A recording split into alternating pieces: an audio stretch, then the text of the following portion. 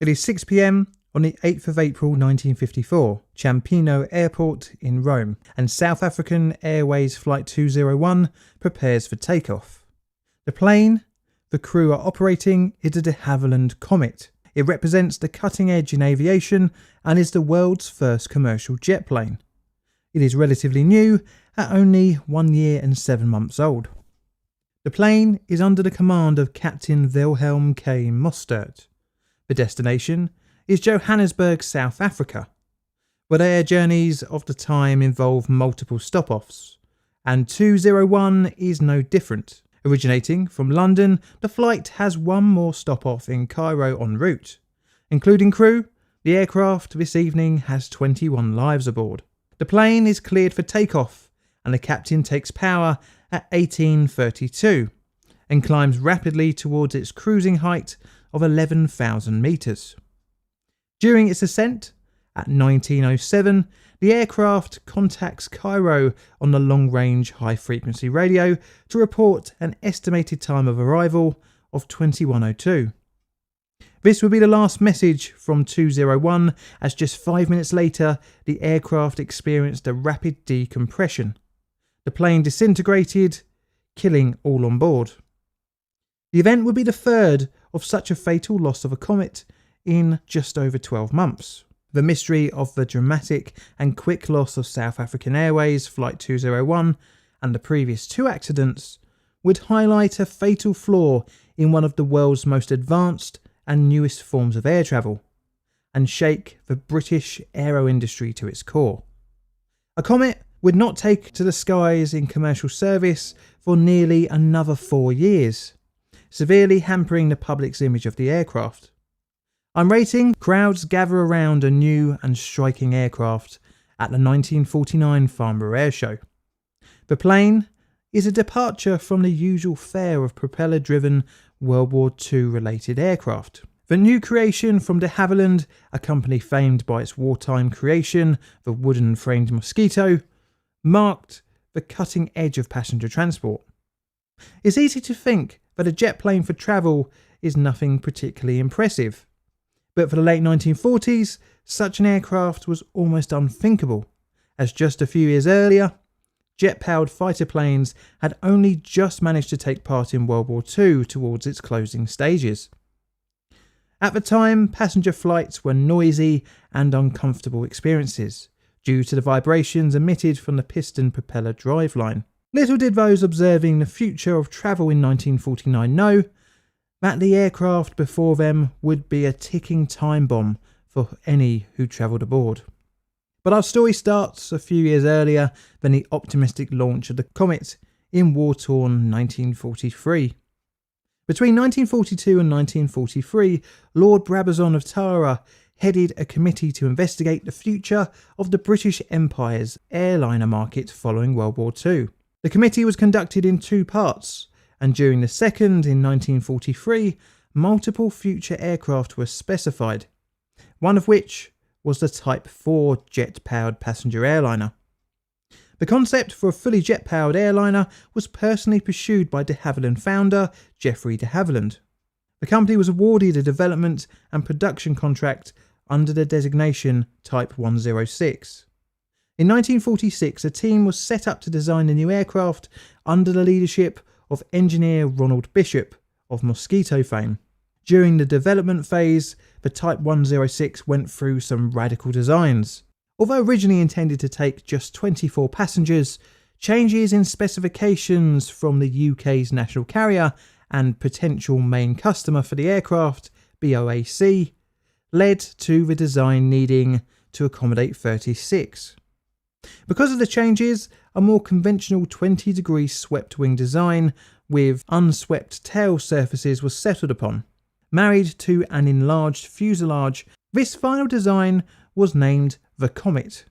It was to be an all-metal low-wing cantilever monoplane powered by 4 jet engines buried within the wings. The form of the aircraft was low drag and something very different from other airliners of the time. The fuselage was constructed of thin aluminium, which was both riveted and chemically bonded together, and this helped to save weight of the aircraft overall. The crew and passenger areas were pressurised. This, mixed with rapid temperature changes and a cruising speed of 460 miles per hour, meant that the fuselage had to deal with high stress levels, and because of this, the aircraft needed to be extensively tested. Between 1947 and 1948, de Havilland stress tested at Hatfield Aerodrome small components with large assemblies in a number of different test rigs. Decompression chambers were used to test large sections of the fuselage, involving testing to component failure, to get an idea of what the new plane could take. Testing moved to conducting structural studies with a water tank that could be configured to increase pressures gradually to enable individual failure point discovery. Entire sections of the fuselage were also rapidly pressurised to 2.75 pounds per square inch overpressure and depressurised through more than 16,000 cycles in order to simulate tens of thousands of operating hours. The same was done to the windows and frames. All of these yielded satisfactory results. When you look at the Comet, something different but not necessarily obvious can be seen, and that is the window shape. When compared to a modern aircraft, the DH-106 had square cutouts for viewing ports. The first prototype's maiden flight out of Hatfield Aerodrome took place on the 27th of July 1949 and lasted just over 30 minutes. The first aircraft was registered as Golf Alpha Lima Victor Golf and was the very same aircraft used to wow the crowds at Farnborough the same year. The first production aircraft was lent to BOAC in 1951 for testing and training purposes, and on the 2nd of May 1952, as part of BOAC's route proving trials, became the world's first paying passenger jetliner on a flight from London to Johannesburg. The Comet was about 50% faster than their piston-powered contemporaries, and the first year of service proved the aircraft to be very profitable for BOAC.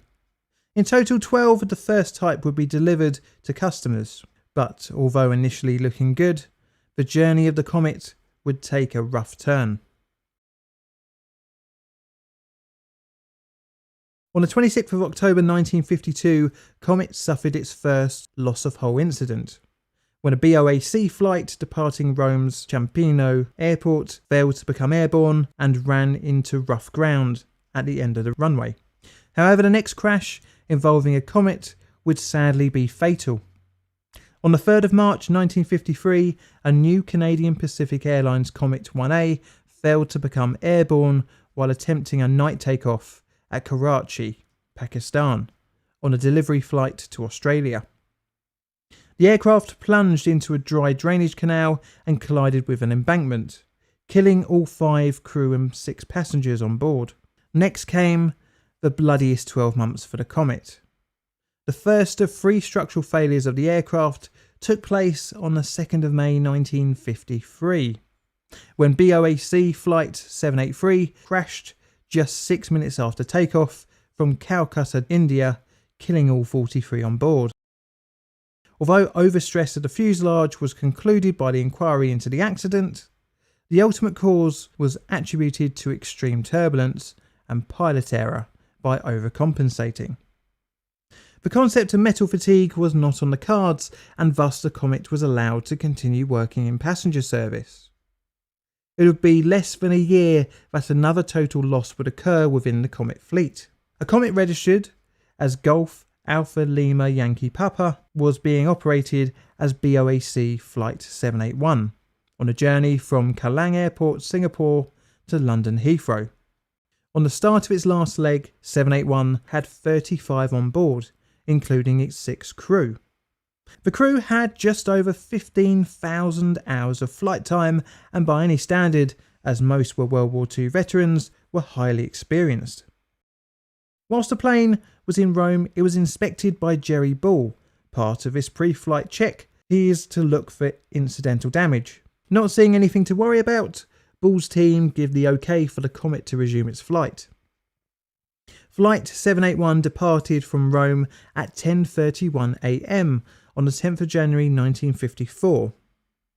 At about 10:50, the Comet's captain was in contact with another BOAC flight, an Argonaut. The conversation was about the weather, but suddenly, mid-sentence, Captain Alan Gibson went silent, and Flight 781 was seen by witnesses falling into the sea. Needless to say, investigators were now confronted with two strange occurrences involving the Comet and set out to find the cause of such a dramatic loss of aircraft. Initial recovery efforts found 15 bodies, some personal effects, and some smaller wreckage pieces. To try and find the cause of the crash, autopsies were undertaken on the recovered bodies. These gave a small glimpse into the cause of the crash. Many had ruptured lungs and fractured skulls and other respiratory injuries, hinting at a rapid decompression event. Initially, a bomb was thought to have been the cause, but investigators couldn't conclude until the wreckage was inspected. But another competing theory was that of an engine explosion. In the meantime, the fleet was grounded.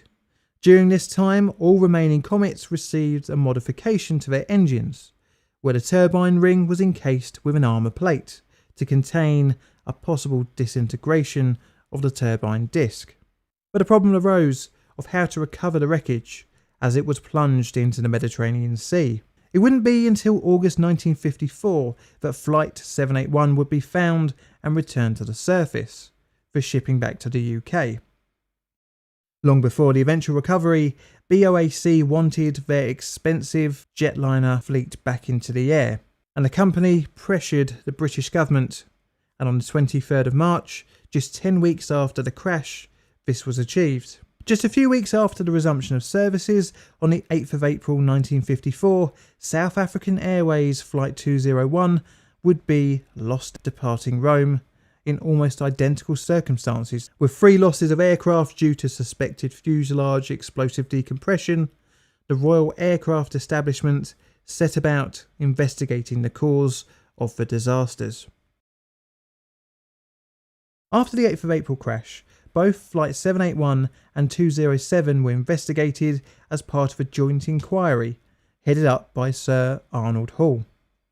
The report would take over a year to come out, but this time would be invested in stress testing the aircraft way beyond what the designers had envisioned. Unlike 781, 201 was deemed unrecoverable, but the similarity of the accident meant that if investigators could determine the cause for one, then it would likely be the cause for the other.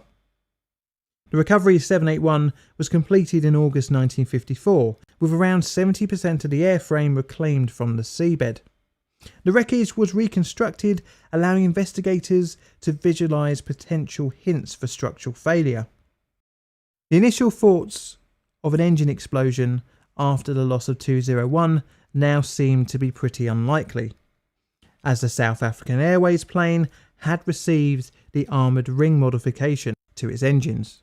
Seeking to find out the cause, a Comet had to be structurally tested to find weak points in its fuselage, and in order to facilitate this, BOAC donated one of its Comets, Golf Alpha Lima Yankee uniform, for testing to failure.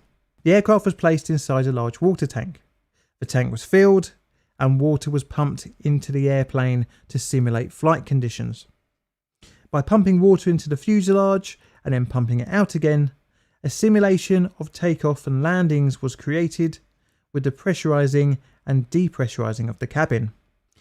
The use of water instead of air allowed investigators to see where potential stress fractures would occur, as when air is compressed, it can release energy in a way similar to a bomb, virtually destroying any evidence. The donated plane, before testing began in June 1954, had experienced roughly 1,230 pressurised flights. The fuselage would last another 1,830 test flights in the water tank before structural failure occurred. In total, the plane, including its previous service record, had experienced approximately 3,060 pressurisation cycles. The results of the structural failure were worrying for the entire Comet fleet. It was found that stress fractures originated from the front of the fuselage around the window edges. But even more worrying was that due to algae growing around the stress fractures, it was discovered that the fractures had been gradually growing over multiple pressure cycles. This was around the same time as more pieces of 781 came in for examination. They were from the area around the wing spar and consisted of 2 square windows, which were used to house the aerials for the aircraft's automatic direction finding equipment. With the evidence from the test tank and the actual wreckage, investigators were able to piece together the failure point, the cutouts made in the thin fuselage metal for the square windows. Investigators compared the results from the tank test to 781, which had over 1200 pressurization, and 201, which had received 900 pressurization cycles, and concluded that both aircraft would have experienced micro stress fractures during their working life. As each time the cabin was pressurized, the corners of the windows become fatigued, as the stress was concentrated on the corners and wasn't spread evenly across the opening.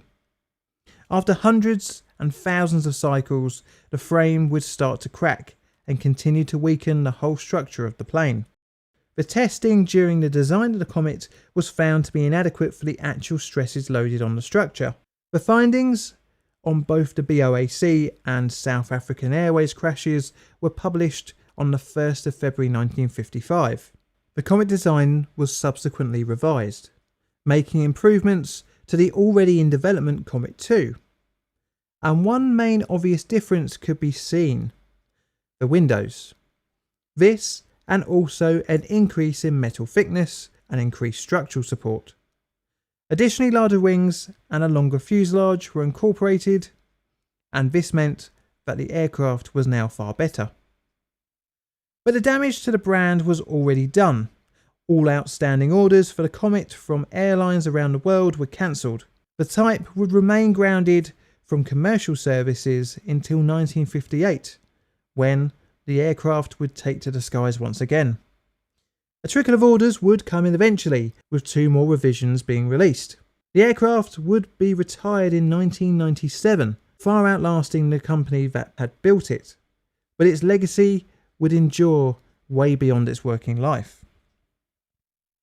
Both of de Havilland's competitors, Boeing and Douglas, learnt from the mistakes from the Comet, even admitting in private that if de Havilland had not experienced the Comet's pressurization problems first, then it would have happened to them. But ironically, it would be Boeing with their much less futuristic and pod-mounted engine 707, introduced in 1958, that would eventually rule the commercial skies, leaving the Comet as a bold but flawed footnote in aviation.